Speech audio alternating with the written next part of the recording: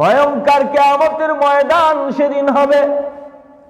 মা সন্তানের সামনে দাঁড়াবে, বাবা তোরে আমি কত কষ্ট করে মানুষ করেছি রে বাবা, তোরে আমি মা একটা দুইটা দিন না 10 মাস 10 দিন গর্ভে ধারণ করার পর তুই আমার পেটটা ফাইটা তুই দুনিয়াতে আসছো, আমার রক্ত ঝরেছে। এরে বাবা আজকে একটা নেকের অভাবে আমি তোর জনম দুঃখী মা জাহান্নামী হয়ে যাইতেছি রে বাবা, তুই আমার একটা নেক দি। ওই দিন সন্তান মায়ের চিনাও পরিচয় দিবে না, ডাক দিয়া বলবে মা তুমি আমার দুনিয়ায় মা ছিলা নাকি তাও আমি জানি না, আমার মনে নাই। সন্তান চিনবে ঠিকই কিন্তু পরিচয় দিবে না। এ বাবা কেমন কঠিন দিন হইলে ওই সন্তান তার মাকে ভুলিয়া যাবে, একটা ন্যাক দিতে চাইবে না। যেই স্বামী এত মোহব্বত করিয়া স্ত্রীকে খাওয়াইতেছে, দামি দামি শাড়ি দিতেছে, দামি গহনা দেয়, বর্তমানে স্বর্ণের ভরি 2 লাখ 3 লাখের উপরে, এরপরেও গলার হার দিতে স্বামী একটু দ্বিধাবোধ করে না। ওই কিয়ামতের দিন ওই স্ত্রীও কিন্তু স্বামী থেকে পালায়া যাবে নেক দেওয়ার ভয়। আল্লাহ কয় ওয়া আম্মা মান খাফা মাকাম রাব্বিহি ওয়া নাহান নাফসা আনিল হাওয়া ফাইন্নাল জান্নাতা হিয়াল মাওয়া। বলেন আল্লাহু আকবার, আর জোরে করে আল্লাহু আকবার। এ বান্দা ওই দিন কিয়ামতের দিনের ভয়ের কথা স্মরণ কইরা যদি গুনাহ ছেড়ে দাও, আমি আল্লাহ তোর জন্য জান্নাতের ভিতরে বালাখানা দিয়ে দিব। কেমন কঠিন মুসিবতের দিন। আল্লাহ অন্য কোরআনের অন্য আয়াতে বলেন ইয়াউমা ইয়াফিরুল মারউ মিন আখিহি ওয়া উম্মিহি ওয়া আবি ওয়া সাহিবাতিহি ওয়া বানি। আল্লাহ কোরআনের আয়াতের ভিতরে প্রথম ভাইয়ের কথা বললেন, এরপরে বাবার কথা বললেন, এরপরে মায়ের কথা বললেন, এরপরে পাড়া প্রতিবেশীর কথা বললেন। এখানে কেন মায়ের কথা আগে বললেন না?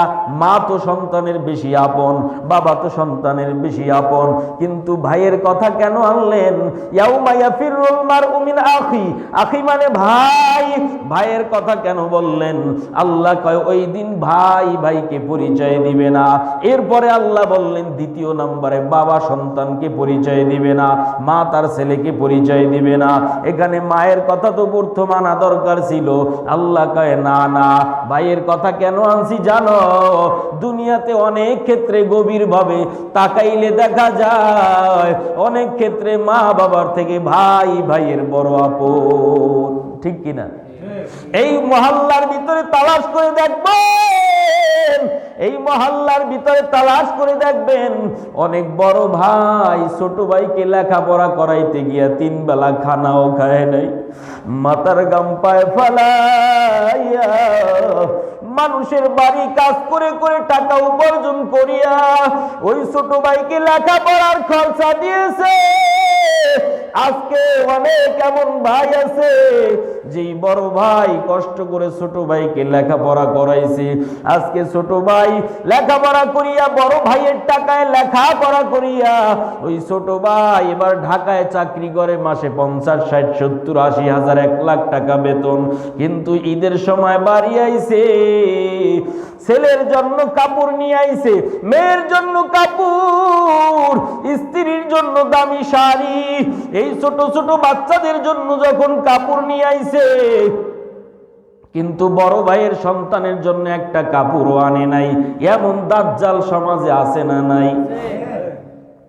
ওই ছোট ভাইয়ের ছোট্ট ছোট্ট বাচ্চারা ওরা তো বুঝে না, ওরা নতুন জামা কাপড় পরিধান করে বড় চাচার বাড়ি জেঠার বাড়ি বেড়াইবার জন্য যখন যায়, গিয়া বলে দেখো চাচা তো ভাই বোনদেরকে দেখাইয়া দেখাইয়া বলে দেখো আমার বাবাই নতুন জামা নিয়ে আসছে।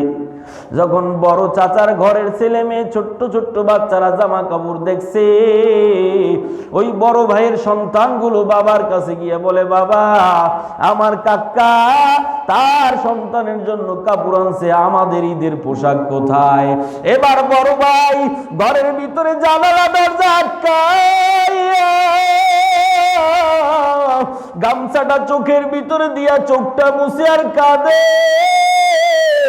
আর বলে, মালিক, এই ছোট ভাইকে লেখাপড়া করাইতে যাইয়া আমি বড় ভাই কত কষ্ট করেছি, 3 বেলা খানাও খাইতে পারি নাই, এত এত কষ্ট করেছি, রিক্সা চালাইয়া ছোট ভাইকে লেখাপড়া করাইছি, বাবার আদর এই সন্তান পায় নাই, মায়ের আদর এই ছোট ভাই পায় নাই, আজকেও লেখাপড়া কইরা চাকরি করে দামি দামি টাকা পায়, মাসে অনেক টাকা বেতন, ও আল্লাহ আমার জন্য একটা কাপড় আনে নাই, তাতে আমার কোনো আফসোস নাই, তবে আল্লাহ আমার বাচ্চাদের জন্য যদি আমার ছোট ভাই একটা কাপড় আনতো,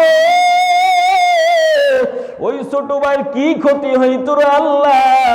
আজকে ওর সন্তানের জন্য কাপড় আনছে, কিন্তু আমার সন্তানদের জন্য একটা কাপড় আনে নাই। আজকে আমি সন্তানদের চোখের পানি সহ্য করতে পারি না। ও আল্লাহ, আমার তো টাকা নাই। এমন ভাই সমাজের ভিতরে আছে না নাই? এ ভাই গো, বড় বাবার মতো সম্মান বড় ভাইয়ের, ঠিক কিনা জোরে কোন? কাল কিয়ামতের ময়দানে মানুষ যখন জাহান্নামী হবে, তখন একটা সন্তান যদি জাহান্নামে যায়, প্রশ্নের কাঠগড়ায় 3টা লোককে দাঁড় করানো হবে। 1 নাম্বার বাবা, 2 নাম্বার মা, 3 নাম্বার জাহান্নামী ব্যক্তির বড় ভাই। বড় ভাইয়ের অনেক অবদান আছে না নাই? বড় ভাই গার্জিয়ান, ঠিক কিনা জোরে কোন? এই জন্য ছোট ভাই যারা আছো, বড় ভাইকে একটু সম্মান দিও, শ্রদ্ধা করিও, পরামর্শ নিও। খবরদার খবরদার বড় ভাইয়ের অন্তরে কষ্ট দিবা না। আল্লাহ এই জন্য বলেন, প্রথম ভাইয়ের কথা বললেন, এরপরে মায়ের বাবার কথা, এরপরে মার কথা। আল্লাহ কয়, ইয়াউমা ইয়াফিরুল মারউ মিন আখি, ওই দিন ভাই ভাইকে পরিচয় দিবে না। ওয়া উম্মিহি ওয়া আবি, মা সন্তানকে পরিচয় দিবে না, বাবা তার ছেলেকে পরিচয় দিবে না। একটা নেকের জন্য যাবে, সবাই তারাইয়া দিবে, তারাইয়া দিবে। এ মুসলমান ইমানদার আল্লাহর গোলাম, আল্লাহর এত নিয়ামত খাইয়া, এত নিয়ামত ভোগ করিয়া কেন আল্লাহর সাথে নাফরমানি করো? আল্লাহ কয়, তোরে আমি মুয়াজ্জিনের মাধ্যমে ফজরে ডাকলাম, পাইলাম না। এ বান্দা, তোরে জোহরের সময় ডাকলাম, পাইলাম না। আসরে ডাকলাম, পাইলাম না। তুই যদি আসরের নামাজে হাজিরা দিতি, আমি আল্লাহ খুশি হইয়া ফজর নামাজ না পড়ার গুনাহ, জোহর না পড়ার গুনাহ আমি আল্লাহ মাফ করিয়া দিতাম। আমি আসরেও পাই নাই, আমি আল্লাহ বেজার না। মাগরিবে আইসে একটু হাজিরা দিতি, এশার সময় তাকায় রইলাম, মুয়াজ্জিনের মাধ্যমে ডাকাইলাম, পাইলাম না। এরপরে আমি আল্লাহ বেজার না। সারাদিন তুই 5 ওয়াক্ত নামাজের 1 ওয়াক্ত পড়ো নাই, আমি আল্লাহ বেজার না, বেজার না। এরপরে আমি আল্লাহ সরাসরি নিজ কুদরতি শরীর নিয়া, তুই যখন রাত্রে ঘুমাইছো, তখন এই প্রথম আসমানে রাত্রের শেষ ভাগে আমি আল্লাহ এসে হাজির হয়ে গেলাম। এরপরে আমি আল্লাহ তোরে ডাক দিলাম, এরে বান্দা, তোর কি লাগবে, তোর কি প্রয়োজন? সারাদিন নামাজে যাও নাই, তাতে আমি আল্লাহ বেজার না। এখন এই রাত্রের শেষ ভাগে পৃথিবীর সব মানুষের ঘরের দরজাগুলো বন্ধ, কারো দরজা খোলা না, কিন্তু আমি আল্লাহর রহমতের দরজাটা বন্ধ না। এরে বান্দা, তুই একটু ওইটা ঠান্ডা পানি দিয়ে ওযু বানাইয়া তুই যায় নামাজটা বিছাইয়া আমি আল্লাহর কাছে চা। ওরে আমি তো মাওলা, তোর অন্তরের খবর দেখি। তুই চাইতে দেরি হবে, আমি আল্লাহ তোর প্রয়োজন মিটাইতে 1 সেকেন্ড দেরি করব না। অতিও গভীর হয় রজনী যখন, অতিও গভীর হয় রজনী যখন, নীরবে প্রভুর নাম জপিও তখন। প্রভুর করুণা যদি পাইবার চাও, প্রভুর করুণা যদি পাইবারে চাও, গভীর রাতে উঠে প্রভুর গুণগান গাও, গভীর রাতে উঠে প্রভুর গুণগান গাও। আল্লাহর নবী বলেন ক্বালা রাসূলুল্লাহ সাল্লাল্লাহু আলাইহি ওয়া আলিহি ওয়াসাল্লাম বাইনাল আবদি ওয়া বাইনাল কুফরি তারকুস সালাহ। মুসলমান এবং কাফেরের ভিতরে পার্থক্য একটা, মুসলমান নামাজ ছাড়ে না আর কাফেরেরা নামাজ আরো জোরে বলেন, মুসলমান নামাজ ছাড়ে না, কাফের বেঈমানেরা নামাজ পড়ে না। আল্লাহর নবী অন্য হাদিসের ভিতরে বলেন ক্বালা রাসূলুল্লাহ সাল্লাল্লাহু আলাইহি ওয়া আলিহি ওয়াসাল্লাম আউয়ালু মা ইউহাসাবু বিহিল আবদু ইয়াউমাল কিয়ামাতিস সালাহ। কিয়ামতের দিন আমি আল্লাহ সর্বপ্রথম তোমার সম্পদের হিসাব নিব না, তোমার ছেলের হিসাব নিব না, তোমার মেয়ের হিসাব নিব না, তোমার কোনো কিছুর হিসাব নিব না। সর্বপ্রথম যেই হিসাবটা নিব ওই হিসাবের নাম হলো নামাজের হিসাব। ওই হিসাবের নাম কি? আল্লাহ নবী বলেন যার নামাজের হিসাব সহজ হবে অন্য হিসাবগুলো সহজ হবে, যার কিয়ামতের ময়দানে নামাজের হিসাব কঠিন হয়ে যাবে এ ভাই তার অন্য হিসাবগুলো কঠিন হয়ে যাবে। এজন্য পায়ে হাত দিয়া বলি রে যুবক ভাই, কার পিছনে ঘুরো, কোন কির পিছনে ঘুরো, কোন জায়গায় সম্মান তালাশ করো? না না, কেউ তোমাকে সম্মান দিতে পারবে না, একমাত্র আল্লাহর রাস্তায় আসলে আল্লাহ সম্মান বাড়ায় দিবে। আজকে যার পিছনে ঘুরো স্বার্থে আঘাত লাগলে কল্লা জবাই করে লাশটা ওই রাস্তার বাইরে ফালায়া দেয়, এমন খবর এই সোনার বাংলায় আছে না নাই? এই জন্য কই চলছো রে ভাই, আল্লাহ সর্বদা ডাকে আসো আসো, তোমার জন্য আবার ঘরের দরজা খোলা, আইসা সিজদা দিয়া চাইতে তোর দেরি হবে, আমি আল্লাহ তোর প্রয়োজন মিটাইতে দেরি করব না। दुनिया में हो दुनिया का तलबगार नहीं हो, दुनिया में हो दुनिया की तलबगार नहीं हो, बाजार से गुजर हो खरीदार नहीं हो, बाजार से गुजर हो खरीदार नहीं हो। एक चश्मे ज़दन गाफिल ज़ा शाह नबाशी, एक चश्मे ज़दन गाफिल ज़ा शाह नबाशी, शायद के निगाहें कुनदागाह नबाशी, शायद के निगाहें कुनदागाह नबाशी। আলহামদুলিল্লাহ, আল্লাহ পাকের দরবারে লাখ কোটি শুকর ও সুজুদ যে মহান রব্বুল আলামিন অত্যন্ত দয়া করে মায়া করে ভালোবেসে মহব্বত করে আল্লাহর ঘর বাইতুল্লাহ তথা মসজিদ পবিত্র জায়গায় পবিত্র স্থানে দুনিয়ার সমস্ত কাজ কাম থেকে ঝামেলার থেকে হেফাজত করে 10 মায়ের 10 সন্তানকে আজ পবিত্র শুক্রবার জুমার নামাজের জন্য একত্রিত করলেন। সে মহান রব্বুল আলামিনের দরবারে আমরা আমাদের অন্তরের অন্তঃস্থল থেকে সকলেই কালিমাতুশ শুকর জোরে সোরে উচ্চারণ করি, বলি আলহামদুলিল্লাহ।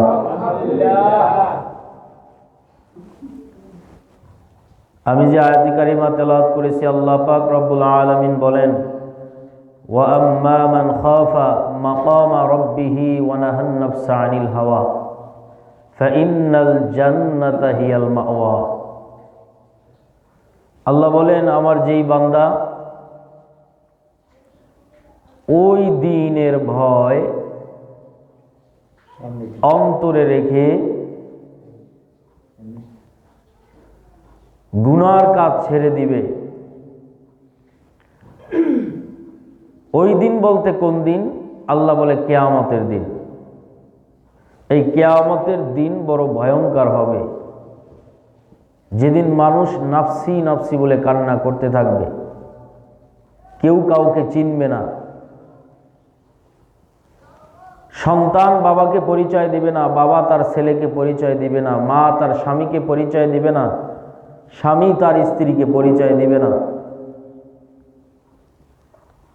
এমন একটা কঠিন ময়দান সেদিন কায়েম হয়ে যাবে, সেই ময়দানের নাম কিয়ামতের ময়দান। কিয়ামতের ময়দান বড় ভয়ঙ্কর, বড় কঠিন। আল্লাহ বলেন ওই কিয়ামতের দিনের ভয় অন্তরে জমা করে যদি কোনো বান্দা গুনাহ ছেড়ে দেয়, ফাইন্নাল জান্নাতা হিয়াল মাওয়া, ওই দিনের ভয় অন্তরে জমা করে যে গুনাহ ছেড়ে দিবে তার জন্য আমি আল্লাহ নির্ধারণ করে রেখেছি জান্নাতুল মাওয়া। আরো জোরে কোন সুবহানাল্লাহ। আর যারা আল্লাহর ভয় অন্তরে জমা করবে না, আল্লাহকে ভয় করবে তো দূরের কথা, আল্লাহর হুকুমই মানে না, আছে না নাই? আল্লাহ কয় তাদের জন্য নির্ধারণ করা নাই ওই জান্নাত, তাদের জন্য না, বরং তাদের জন্য আছে পীড়াদায়ক শাস্তি, তাদের জন্য কঠিন শাস্তির ব্যবস্থা করে রেখেছি জাহান্নাম। নাউযুবিল্লাহ। যারা আল্লাহর ভয় অন্তরে জমা করে কাল কিয়ামতের কঠিন ময়দানের কথা স্মরণ করে গুনাহ ছাড়বে, আল্লাহ বলেন তার জন্য জান্নাতুল মাওয়া, তার জন্য জান্নাতের ভিতরে ঘর আছে।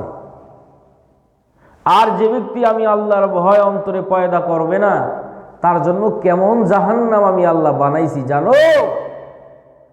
যেই জাহান্নামের আগুন বড় ভয়ঙ্কর, বড় তেজের আগুন, বড় মারাত্মক আগুন। কেমন আগুন? আল্লাহ বলেন যে দুনিয়ার আগুনে হাত রাখলে হাত পুড়ে যায়, পা লাগলে পা পুড়ে যায়, আঙ্গুল রাখলে 1 সেকেন্ড, আঙ্গুল রাখলে 1 সেকেন্ডের আগেই পুড়ে যায়। দুনিয়ার আগুনের এত তেজ। আল্লাহ কয় তাহলে জাহান্নামের আগুনের তেজ কত জানো? আমি আল্লাহ ডাক দিয়া বললাম, ও ফেরেশতারা, যেই বান্দা আমি আল্লাহর দেওয়া মাছ খাইয়া, আমি আল্লাহর দেওয়া গাছের ফল খাইয়া, আমি আল্লাহর দেওয়া জমিনের ফসল খাইয়া, যেই বান্দা আমি আল্লাহর দেওয়া সূর্যের আলো ভোগ করিয়া, চন্দ্রের আলো গ্রহণ করার পর, এত এত নিয়ামত খাওয়ার পরে যেই বান্দা 5 বেলার নামাজ জামাতে আদায় করে নাই, ওই বান্দারে সামান্য তেজের আগুনে জ্বালাইলে হবে না। ওই বান্দাকে কেমন আগুনে জ্বালাইবো জানো? আল্লাহ ফেরেশতাদেরকে বলেন জাহান্নামের আগুনটা জ্বালাইতে থাকো। ফেরেশতা ডাক দিয়া বলেন টাকাটা এখন দিয়েন না, পরে। আল্লাহ ডাক দিয়া বলে ফেরেশতারা, এই বান্দাকে সামান্য তেজের আগুনে জ্বালাইলে হবে না, এই জাহান্নামের আগুনটাকে জ্বালাইতে থাকো, জ্বালাইয়া জ্বালাইয়া জ্বালাইয়া জ্বালাইয়া আগুনের তেজ বাড়াও। দুনিয়াতে একটু গভীরভাবে চিন্তা করেন, দেখেন চুলার আগুনের তেজ একরকম, গ্যাসের আগুনের তেজ কিন্তু অন্যরকম। আবার রডের ফ্যাক্টরিতে যদি যান, ওই জায়গার আগুন বড় মারাত্মক তেজের আগুন, ঠিক কিনা? কারণ আগুন যত জ্বালানো হয় তত আগুনের তেজ বাড়ে, তেজ বাড়ে। আল্লাহ কয় যেই বান্দা আমি আল্লাহর দেওয়া নিয়ামত ভোগ করিয়া, আমি আল্লাহর দেওয়া সূর্যের আলো, আমি আল্লাহর দেওয়া চন্দ্রের আলো, আমি আল্লাহর দেওয়া জমিনের ফসল খাইয়া, আমি আল্লাহর দেওয়া সমুদ্রের মাছ, এত এত নিয়ামত কমলা আপেল আঙ্গুর বেদানা খাইয়া, ইলিশ মাছ খাইয়া, আমি আল্লাহর দেওয়া গরুর গোশত খাইয়া, আমি আল্লাহর দেওয়া গাভীর দুধ খাইয়া, আমি আল্লাহর দেওয়া উটের গোশত খাইয়া, আমি আল্লাহর দেওয়া হাজার হাজার ধরনের নিয়ামত খাইয়া, যেই বান্দা আমি আল্লাহর কুদরতি কদমে সিজদা দিবে না, ওই বান্দারে সামান্য তেজের আগুনে জ্বালাইলে হবে না। ওই আগুনটা জ্বালাইতে থাকো। ফেরেশতারা ডাক দেয়া, আল্লাহ ওই আগুন কত বছর জ্বালাবো? 1000 বছর জ্বালাও। কয় হাজার বছর? 1000 বছর আগুন, জাহান্নামের আগুন জ্বালাইতে জ্বালাইতে জ্বালাইতে জ্বালাইতে ওই আগুন হয়ে গেছে হলুদ। প্রথম আগুনের রং ছিল সাদা। জ্বালাইতে জ্বালাইতে 1000 বছর পরে তেজ হইছে, এমন তেজ রং হয়ে গেছে হলুদ। রং কি? আল্লাহ কয়, ওরে ফেরেশতা, যেই বান্দা আমি আল্লাহর সাথে নাফরমানি করে ওই বান্দারে এই তেজের আগুনেও জ্বালাইলে হবে না, এই জাহান্নামের আগুনটা আরো 1000 বছর জ্বালাও। এবার ফেরেশতারা আরো 1000 বছর জ্বালাইতে জ্বালাইতে জ্বালাইতে 1000 বছর, আরো 1000 বছর জ্বালাইয়া আগুনের রং বানায় ফেলাইছে নীল। কি? আগুনের রং হয়ে গেছে নীল। কয় হাজার বছর জ্বালাইছে? আল্লাহ কয়, না না, এই বান্দা এত নিয়ামত ভোগ করার পর আমি আল্লাহ শীতের ভিতরে বান্দার ওযু করতে কষ্ট হবে, এই জন্য আমি আল্লাহ পাতাল থেকে গরম পানির ব্যবস্থা করে দিছি। এই বান্দা গরম পানি পাইয়া ওযু করে মসজিদে যায় নাই, এর এই আগুনে জ্বালাইলে হবে না, হবে না। এই বান্দারে আরো তেজের আগুনে জ্বালাইতে হবে, আরো 1000 বছর জ্বালা। ফেরেশতা কি বলে 3000 বছর জ্বালাইতে জ্বালাইতে ওই আগুনের রং বানায় ফেলাইছে আমাবস্যা রাত্রির চাইতেও কুটকুটে কালো অন্ধকার। অন্ধকার কালো, আমাবস্যার রাতের মতো কালো, কুসকুসা কালো অন্ধকার বানাইয়া ফেলাইছে। এবার আল্লাহ ডাক দিয়া কয়, এই আগুনে আমি বান্দারে জ্বালাইব, বেনামাজি বান্দারে আমি আল্লাহ বদকারদেরকে এই আগুনের ভিতরে জ্বালাইব, ওরা বুঝুক আমি আল্লাহর আযাব কত কঠিন। এ বান্দা তোমারে শুনাইয়া দিলাম, উলামায়ে কেরামের মাধ্যমে হাদিস শুনাইয়া দিলাম।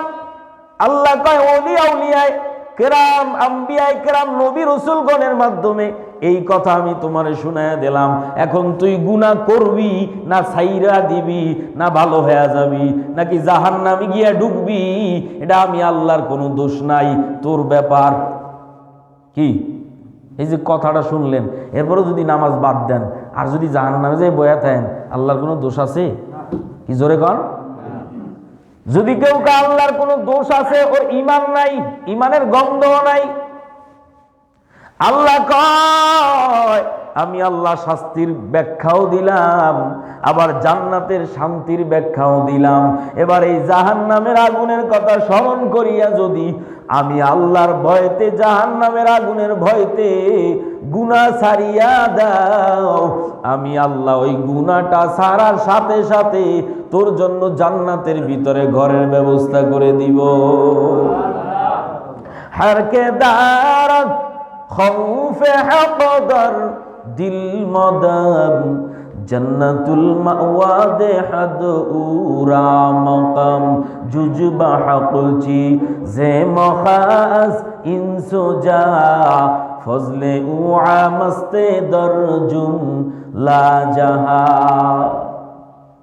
আল্লাহ কয়, বান্দা কেমন ভয়ঙ্কর কিয়ামতের ময়দান সেদিন হবে।